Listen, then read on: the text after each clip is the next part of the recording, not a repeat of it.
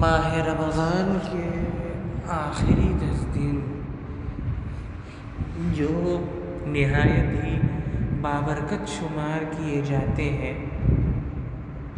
انہی میں ليلۃ القدر واقع ہے۔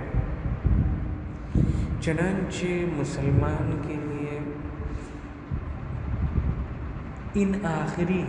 10 دنوں میں کثرت سے ذکر و اذکار، نماز، تلاوت قرآن، صدقات اور دیگر اعمال صالحہ کو انجام دینا چاہیے تاکہ وہ اللہ کی مغفرت، بخشش، جنت سے کامران ہونے کو حاصل کر سکے۔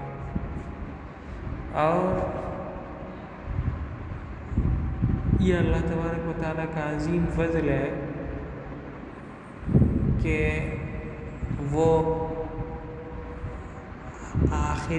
رمضان کے آخری 10 دنوں میں ممکن ہے۔ چنانچہ امام بخاری اور امام مسلم رحمۃ اللہ علیہ نے اپنی صحیحین میں حضرت عائشہ رضی اللہ تعالیٰ عنہا سے حدیث نقل کی ہے، فرماتی ہیں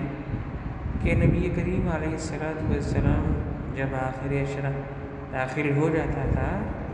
رمضان کا، تو آپ اپنی راتوں کو عبادتوں میں گزارتے تھے، اپنے